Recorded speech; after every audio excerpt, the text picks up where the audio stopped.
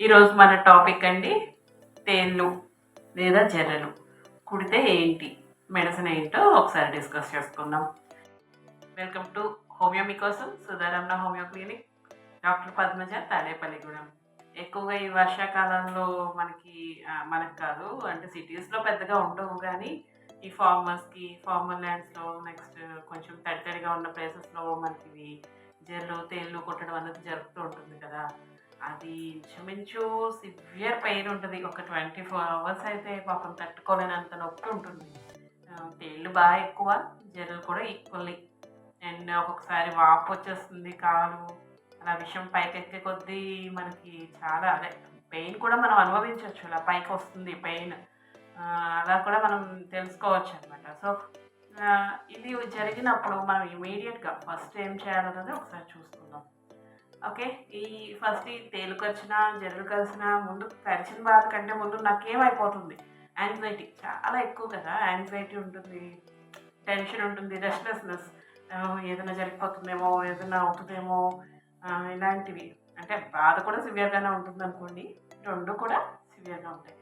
So ఈ రెండిట్లో ఏది కరిచినా ఫస్ట్ ఏం చేయాలంటే కరిచిన పార్ట్ పైన టైట్గా అయితే ఒక క్లాత్ అనుకోండి, ఒక తాడు అనుకోండి, ముందు దాన్ని కట్టండి.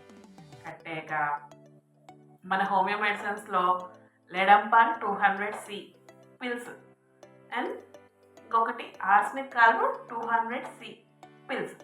ఇప్పుడు ఏం చేయాలంటే ముందు లెడంపాన్ 200C వేసేసి 8 మాత్రలు, ఒక్క అరగంట గ్యాప్ ఇచ్చి ఆర్సనిక్ కార్బన్ 200C ఇవి రిపీటెడ్గా వేస్తూ ఉండాలి. మనం ఏదో ఒకసారి వేసేస్తే ఇది సెట్ అవ్వదు.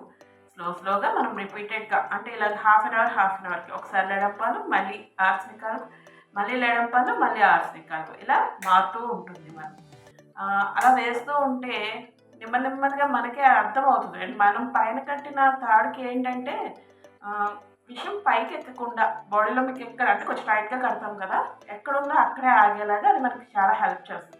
సో కట్టడం మర్చిపోవద్దు. అండ్ ఈ 2 మెడిసిన్స్ మీ దగ్గర అంటే ఇలా కొంచెం ఫార్మర్ ల్యాండ్స్లో ఉండేవాళ్ళు, నెక్స్ట్ కొంచెం తడి ప్లేసెస్లో ఉండేవాళ్ళు దగ్గర ఉంచుకోవడం చాలా మంచిది. జర్రలు అయితే నిజంగా ఫార్మర్ ల్యాండ్స్ అనే కాదు, ఎక్కడైనా ఉంటాయి కదా. సో దగ్గర ఉంచుకోవడం ఈ 2 మెడిసిన్స్ చాలా మంచిది.